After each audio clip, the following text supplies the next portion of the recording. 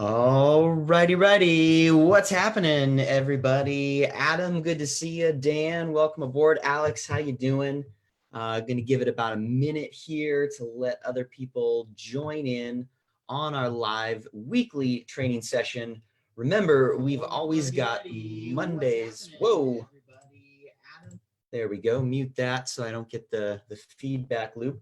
Remember, every Monday, 10:30 a.m. Pacific Standard Time, we are going live with all kinds of helpful training and resources to help you design, launch, and grow your online coaching business. Fiona, what's happening? Good to have you.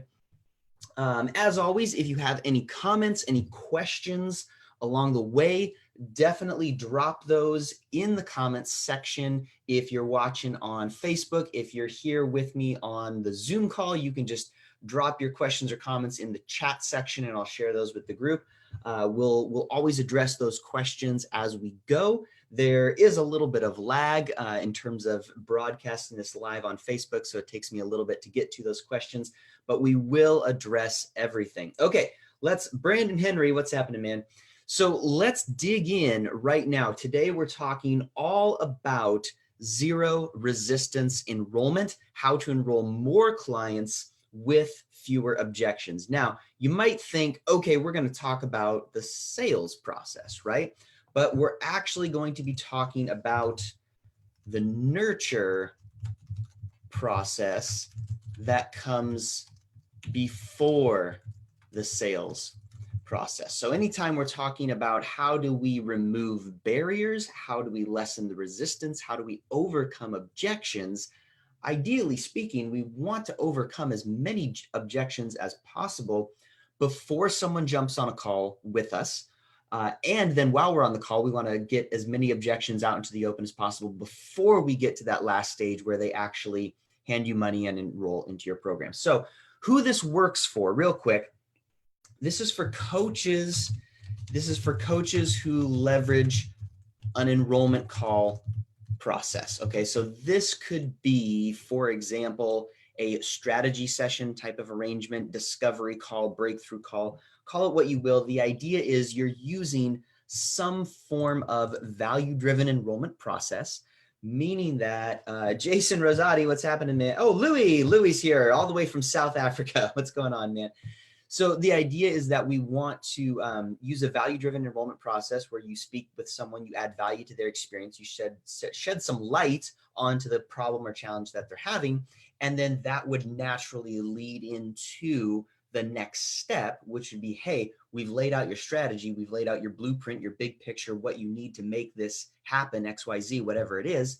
And now the next logical step would be to get some help and support for the next 8 weeks, 3 months, 6 months, however long the duration of your program is. So that being said, if that is the type of arrangement you are using, this type of format is pure gold for you. Okay, so first of all, let's talk about the background and the psychology of your prospect. Now, these are the 6 questions. 6 questions everyone is asking before they enroll into your program, okay?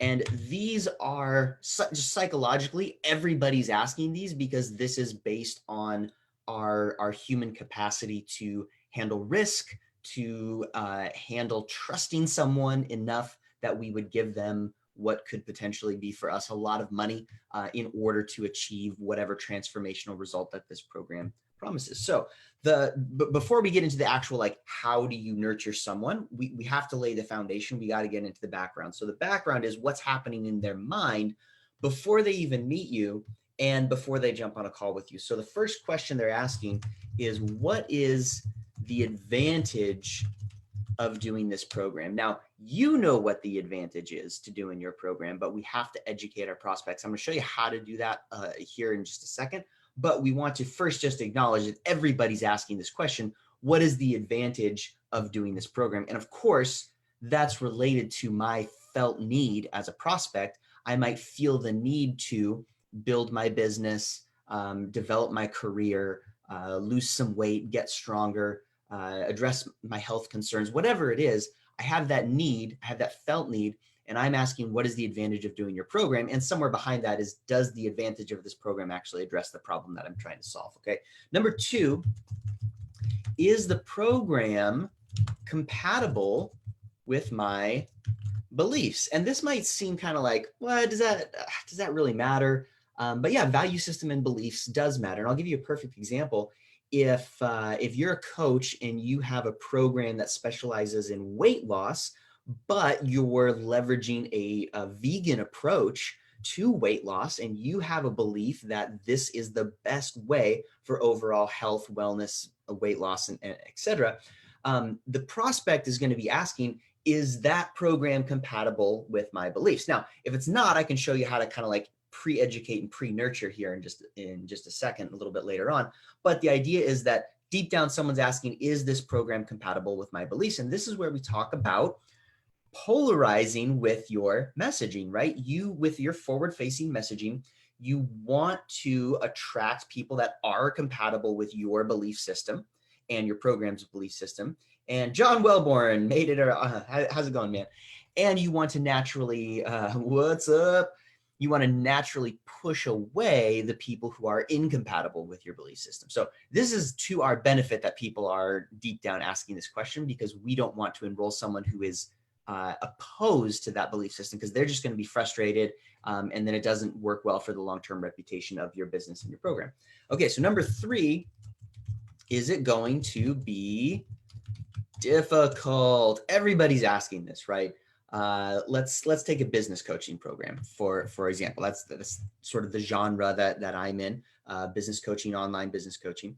Is it going to be difficult? Everyone's going like, wow, I see all these ads and they talk about like, I just turned on the faucet and the leads just started flowing and it was magic and I couldn't believe it. But everybody's skeptical of that, right? Everybody's going like, yeah, but is it difficult? And so in our pre-education and our pre-enrollment call nurture sequence, we address this issue specifically, because we know that 100% of the time across the board, people are asking this question. Okay, number four, how can I test the waters? Natural question, right? Like, whoa, your program is $3,000, $5,000, $10,000, $15,000, whatever the price point is. What if I want to kind of test the waters? Now, when we get into ways to address each one of these questions, I'll just be transparent here. Right now, with my education and nurture content, which is what you're experiencing, I am addressing this question number four, how can I test the waters? In other words, people are asking, well, who's Brandon? Is he legit? And as I get to know people, as I nurture you and you're in this community, in this audience, and you're learning and growing, finding things that you can add value to your experience in life and business, all of a sudden you go, oh, now I can see that Brandon is legit. In fact, if we have time, I can show you one of my ads that I'm running right now. It basically asks this question like, hey, how do you know who's legit or who's not? What if there was a way to test that out for only $7? And that's my Experts Online Archive program. Literally for $7, you can test the waters. That's answering number four. And there's really no, $7, there's really no risk at all, right? So the point is, people are already asking even before they jump on an enrollment call with you.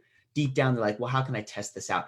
Now, the enrollment call itself, if done properly as a value-driven strategy session, an actual strategy session, right? Not just the sales call in disguise, an actual strategy session, that also addresses this question, because now someone can test who you are.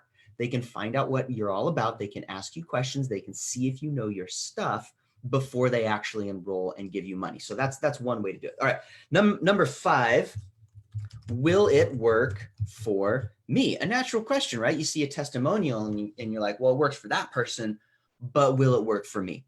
And this is where we get into educating the prospect before they get on the call, so that they know, listen, I know that you believe, Aaron Rose, what's happening? Good to see you.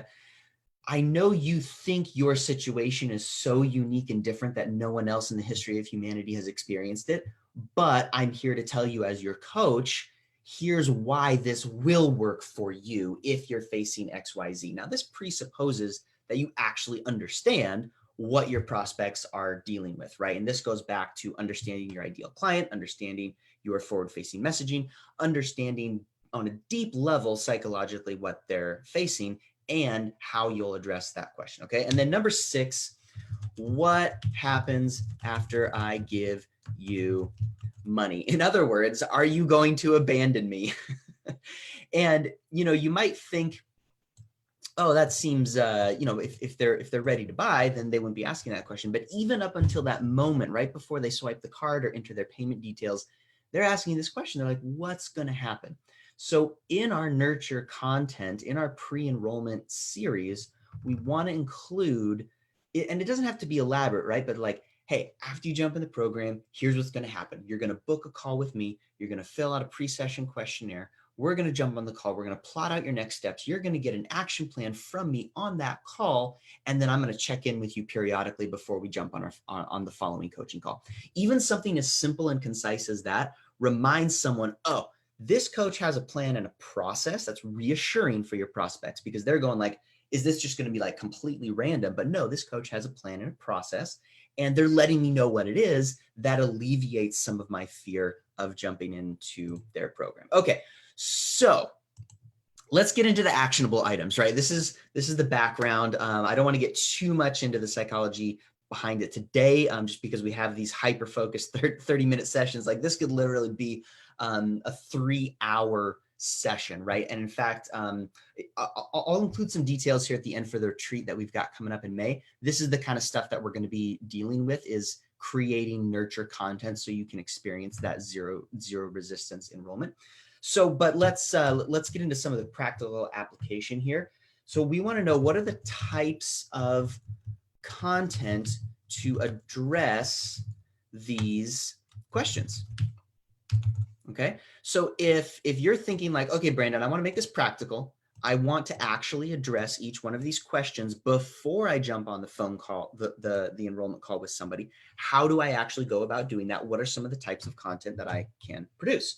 Okay, so the first one is going to be program summaries. Now, what that means is this is a rough outline. Let's do it this way. Program summaries. This is a rough outline of the outcomes of your program plus the benefits of your program. This is something that a prospect would see either before they jump on a call with you, or it also works really well even after they've had the initial call with you, but prior to their second call, if you have a 2-call sales cycle. Meaning that your program summary is going to address, hey, what is the advantage of doing this program? Hey, this program is designed to help you get your first 10 online coaching clients. This is for somebody who is a skilled expert. They're just jumping into the online space and they don't really feel confident that they know how to navigate that space, right? So I've just addressed, hey, who's the online coach creator for, right? That's who it's for. And then, is the program compatible with my beliefs? I would include something in the program summary about in the who this is for section. Hey, this is for you if you want to achieve XYZ, and also you're sick of this and this and this and this, right? So for example, compatible with my beliefs, I run a 6-month program. And if somebody wants a really quick, fast-paced, high-impact what, this is not the program for them. Yeah, you'll make progress in the first 30 days, but there are programs out there that are $15,000 for 6 weeks because their ideal client has the money to do that and they value the very short duration. Whereas I've intentionally designed my program to be 6 months because I want that to be compatible with the belief system of my ideal client, who is somebody who's a little hesitant to jump into the online space and needs the extra time to make that transition. So in your case, you might ask, what are those belief systems and value systems that I want my ideal client to have? And how can I put that into a program summary document? That can be a PDF, it can be a Google Doc. The format doesn't matter, but you're going to lay out a rough outline of what that is. Now, let me give you a quick, in the Online Coach Creator, how we design a program summary. It is program overview. It is who it's for.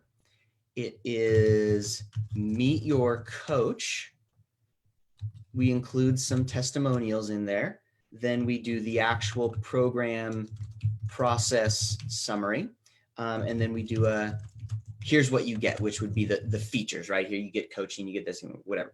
So anyway, the point is that document is going to address the first two of these 6 questions, okay? Number 2, what types of content should I be creating? Social proof, okay? This is preferably videos of other people, clients of yours ideally, that address each question plus objections. And I'm going to give you a practical exercise here at the end for how you can lay out what those objections are and how your social proof is going to address those. But broadly speaking, for right now, the idea here with social proof is that any client testimonials that you have should focus on one question or one objection. So for example, will it work for me? You might have a testimonial of a client who says, oh, working with John Wellborn was so amazing. When I first thought about signing up for his program, when I saw him on Facebook, I was like, it looks pretty good, but I wasn't sure if it would actually apply to my situation. And let me tell you, I jumped in after I met him. He gave me a lot of confidence, and I'm so glad that I did, because I realized his program does work for me, and my sales went up by, X percentage or X dollars per month just because I got that coaching from him. So that's an example of a very short 1 to 2 minute video summary of a client talking about their experience, but also directly addressing one of the 6 basic psychological hesitations that someone would have before they jump into the program. Here's another great example. What happens after I give you money? So you get one of your clients to say, this has been such a great experience. I've been trying to lose 50 pounds for the last 10 years, just couldn't make it work. Finally jumped into Kyle's program, and I couldn't believe it. In the first 30 days, I had 4 coaching sessions with him. He gave me a digital training program. It was incredible. And then he followed up with me every day on Voxer, and I couldn't believe the level of support and nurture that I got from this process. It's just been incredible. Now you're validating the result, the outcome of that program, but you're also, through that social proof, telling other prospects, well, what's going to happen after I give you my money? And now they know, oh, okay, it's a 3-month program, but in the first 30 days, we're going to do this, this, this, this, this, this, and this. That gives them a concrete answer to, again, this psychological foundational question: what happens after I give you money? Okay, so social proof, we'll get into more of this here in just a little bit, because this also addresses how to deal with objections before you even get on the sales call. And I'm going to give you all a practical exercise that you can do on your own to make this that much more powerful. Okay, these training sessions are awesome on video. You listen, you learn something, but I want to give you something practical that you can then go do on your own to even amplify that result as well. Okay, so number 3, this would be education and training content based on your ideal client profile. So, and again, I'll give you the example from what I'm doing right now. I am giving you educational and training content based on who my ideal client profile is. Thanks, John. John Wilborn says, teach me, sensei. That's what I'm here for, my man. So based on my ideal client profile, I'm giving you content that would address problems that you might be having as you're trying to design, launch, and grow your online coaching business. So it affects your experience directly. I'm addressing, how can I test the waters? I'm addressing, is it going to be difficult? To which I would tell you, it's very simple and straightforward, just takes a little discipline, right? So it's not difficult. It's not like, oh, I can't figure this out. It's simple and straightforward. It just takes effort, right? So I'm addressing that. And then will it work for me? To a lesser extent, I'm addressing that in the homework that I give you, because when you implement the homework that I give you, you're going to go, holy cow, like this stuff works and it's working for me right now. So I want to give you that experience. Will it work for me? Before you even jump into the full program, so you have confidence that it will work for you. Okay. Now in your context, you're going to go, okay, I have an ideal client profile. You're going to ask yourself, you're going to ask yourself, what does my ideal client need to believe before they become a qualified prospect for me? Okay, I'm going to change this. What do they need to believe and know? So, for example, let's take health coaching, right? So you might have an ideal client profile, but you go, oh, this person has to have a certain like base level of knowledge before they jump into the program, because I know in the first 30 days, I'm going to have to educate them anyway on XYZ. Kyle, you made it. What's happening, man? I have to educate them anyway on XYZ. So why don't I go ahead and educate them on that before they jump into the program? Then the result that they get is that much more accelerated and amplified when they actually jump into the program. So for example, my first couple modules in my full program are on mindset and business planning, but I do education and training on that kind of stuff all the time, because I know we're going to deal with that in the first 2 weeks anyway. So I'd rather educate you ahead of time so you kind of have a leg up, so you have a head start. So that's the idea for your education and training content, your nurture content right before they're in your program. Just ask yourself, hey, what does my ideal client need to believe and know before they become a qualified prospect for me? Kyle, since you're on here, I'm going to use you as an example. Kyle's in the full program right now, and we were talking about his content creation inside of his program. Kyle, this is a perfect example. You could take some of that content that you put in your first chunk, in your first phase for your clients, and you could extract that and you could use that as pre-enrollment nurture content if it feels like it's too much in the first couple of weeks for your clientele, because we want the program to be about action and transformation. And so the more we can educate them before they even jump on board, the better. Plus, as a bonus, then it also addresses these other questions. Hey, how can I check you out? How can I see if you're legit? Will this work for me? You give somebody valuable training, insight, and some action items before they enroll. That validates you as a coach, it validates your program, and it helps reduce the resistance when they're getting ready to actually hand you the checkbook for 3 months, 6 months, 12 months, whatever the duration. Okay.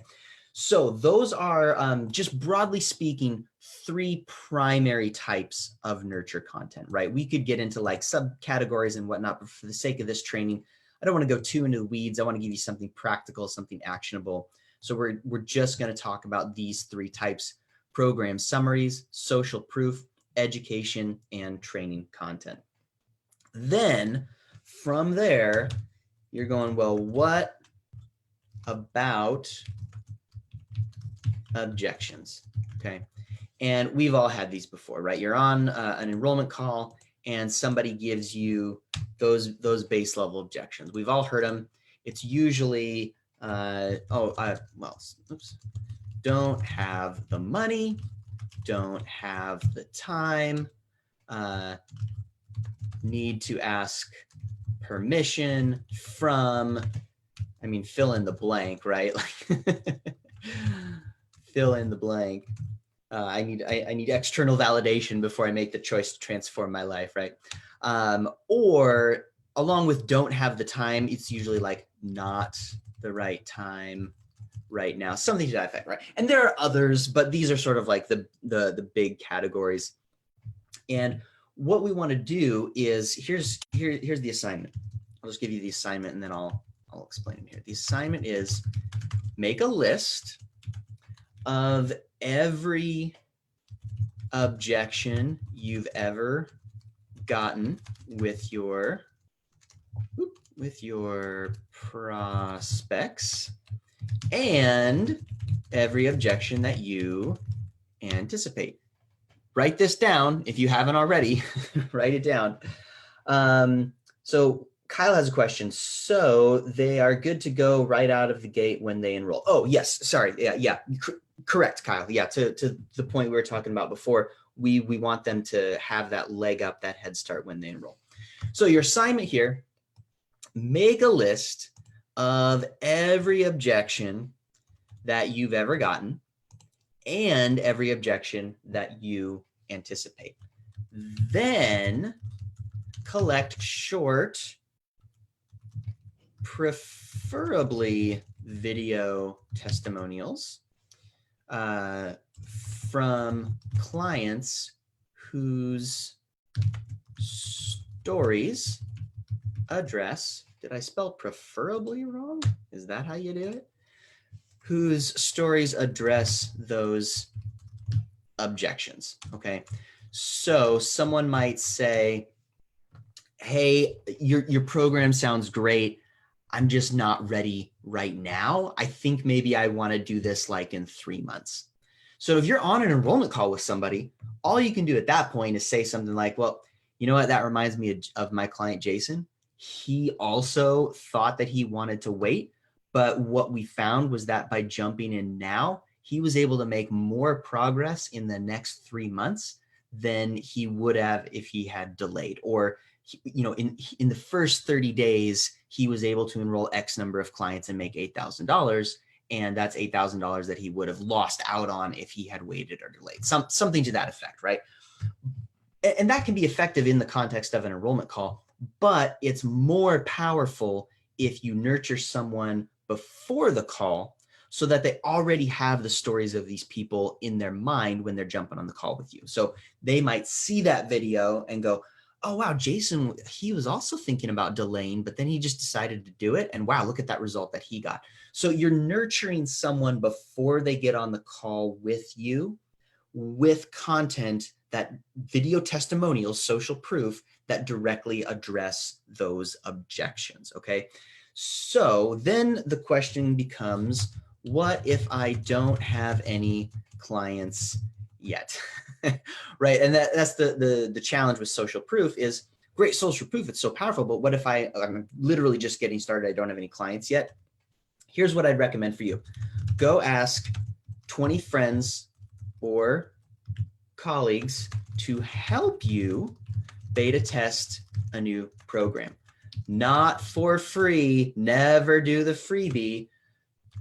Try the pay what you want model. And I'll give you an example. When I was first getting started, I just reached out to people who were in my immediate circle of influence. And I said, hey, have you ever thought about hiring a life or business coach before? Now, this was in the context of like a 30-minute conversation, right? So I could recognize that like there's a little bit of need.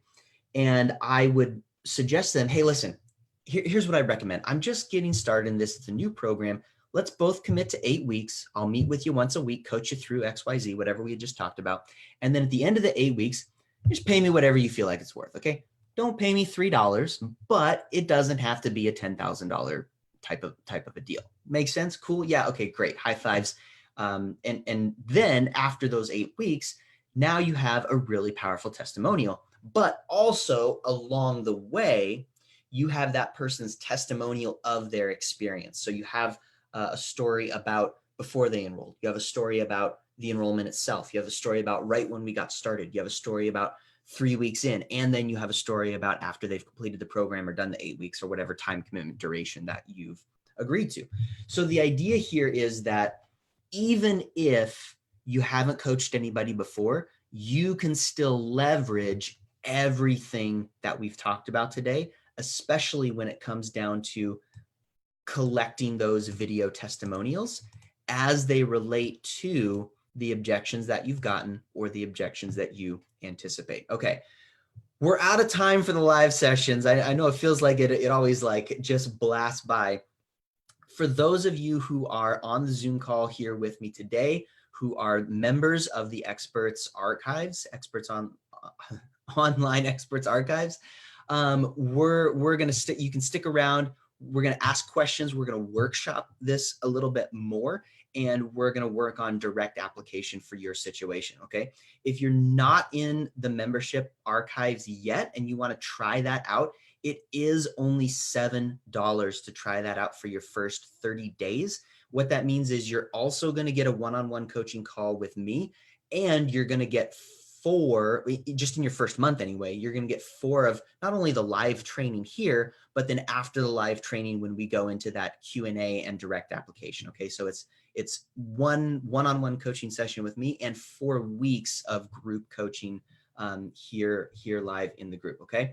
And then obviously you get access to all the recordings later on as well. The recording will be posted in the group here for the next 72 hours. After that, we archive it and you can access it later. So, all right, everyone, I hope that has been helpful.